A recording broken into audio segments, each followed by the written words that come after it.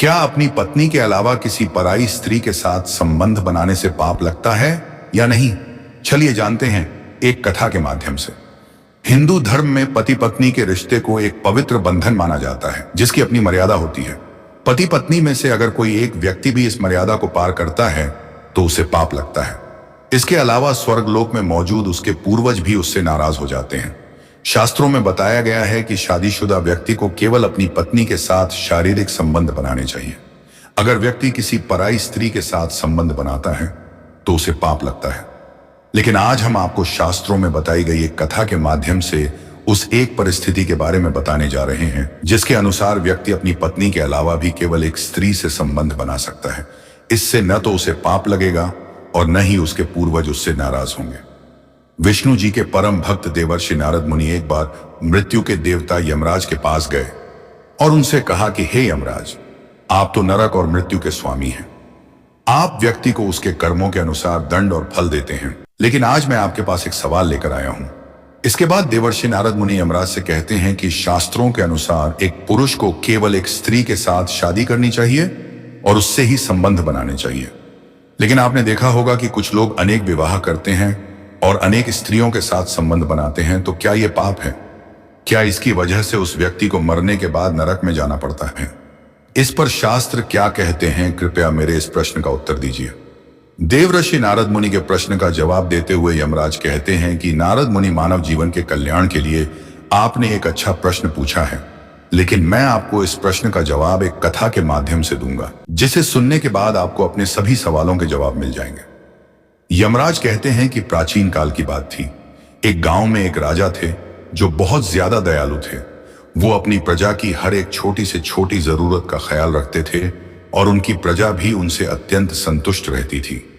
राजा का विवाह भी हो गया था और उनकी पत्नी भी बहुत सुंदर थी। इसके अलावा उनका व्यवहार भी बहुत ज्यादा दयालु था। राजा रानी का जीवन अत्यंत सुखमय था, लेकिन उनको सिर्फ एक चीज का दुख रहता था कि उन्हें कोई संतान नहीं थी। राजा रानी और गांव की प्रजा को इस बात की चिंता था कि राजा के बाद उनके साम्राज्य को कौन संभालेगा। राजा रानी ने अनेक वैद्य से अलग अलग उपचार कराए थे।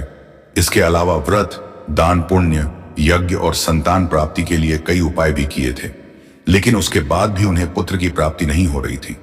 ऐसे में दुखी प्रजा ने राजा को सलाह दी कि उन्हें दूसरा विवाह कर लेना चाहिए।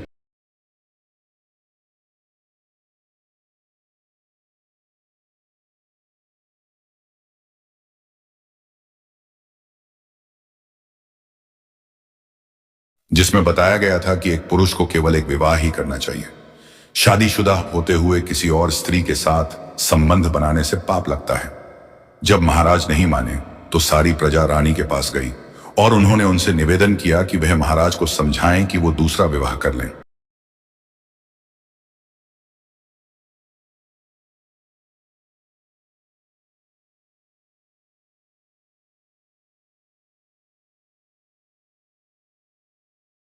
का वंश आगे नहीं बढ़ेगा। इसी भय के कारण सभी पूर्वज दुखी हो जाते हैं और एक दिन राजा के सपने में आते हैं।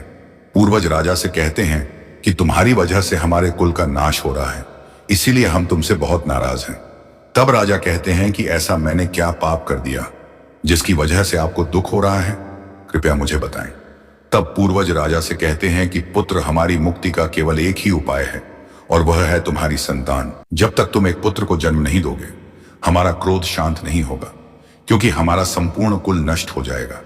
इसीलिए हम तुमसे विनती करते हैं कि तुम दूसरा विवाह कर लो। लेकिन राजा अपने पूर्वजों की बात को भी इनकार कर देते हैं। जब राजा नहीं मानते हैं तो तब सभी पूर्वज यमराज के पास जाते हैं और उन्हें पूरी परिस्थिति के बारे में बताते हैं। पूर्वजों की विनती पर यमराज धरती पर आते हैं और एक साधु का रूप धारण करके राजा के दरबार में जाते हैं। राजा साधु को देखकर अत्यंत खुश होता है और उन्हें भोजन कराता है और उनसे पूछता है कि आपके यहां आने की वजह क्या है। साधु राजा से कहते हैं कि मैं यमराज हूं, जो तुम्हारे पूर्वजों के कहने पर तुमसे मिलने आया हूं। यमराज राजा से कहते हैं कि तुमने अपने पूर्वजों को नाराज कर दिया है, जिसके कारण तुम्हारे कुल का विनाश हो जाएगा। मरने के बाद तुम्हारी दुर्गति होगी और तुम्हारी आत्मा को मोक्ष की प्राप्ति भी नहीं होगी। तुम्हारी आत्मा जीवन भर यहां वहां भटकती रहेगी। तब राज यमराज से कहते हैं कि मैं विवश हूं, क्योंकि शास्त्रों में बताया गया कि एक व्यक्ति को केवल एक बार ही विवाह करना चाहिए और उसे अपनी पत्नी के अलावा किसी पराई स्त्री के साथ शारीरिक संबंध नहीं बनाने चाहिए। ये सब जानते हुए अगर मैं दूसरा विवाह करता हूं तो मुझे पाप लगेगा। पाप का भागी बनने से अच्छा है कि मैं जीवन भर पुत्रहीन होकर रहूं। इसके बाद यमराज कहते हैं कि हे पुत्र, एक पुरुष दूसरा विवाह कर सकता है, लेकिन उसमें उसकी पत्नी की रजामंदी होनी चाहिए। अगर पत्नी अपने पति को दूसरा विवाह करने की इजाजत देती है तो ऐसे में व्यक्ति दूसरा विवाह कर सकता है और उसे पाप भी नहीं लगता है। शास्त्रों में भी बताया गया है कि अगर किसी पुरुष को पुत्र की प्राप्ति नहीं हो रही है और उसकी पत्नी उसे दूसरा विवाह करने की इजाजत देती है ताकि उन्हें संतान की प्राप्ति हो सके, तो इस परिस्थिति में व्यक्ति को पाप नहीं लगता है।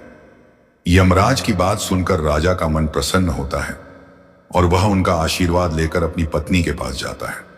राजा अपनी पत्नी से दूसरा विवाह करने की अनुमति मांगता है।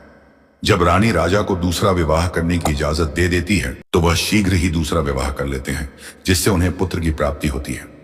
राजा के इस फैसले को देखकर रानी, प्रजा और स्वर्गलोक में मौजूद राजा के पूर्वज भी प्रसन्न हो जाते हैं और यमराज का धन्यवाद करते हैं। इस कथा के माध्यम से यमराज देवर्षि नारद मुनि को बताते हैं कि किस एक परिस्थिति में व्यक्ति दूसरा व्यवहार कर सकता है और उसे पाप भी नहीं लगता है।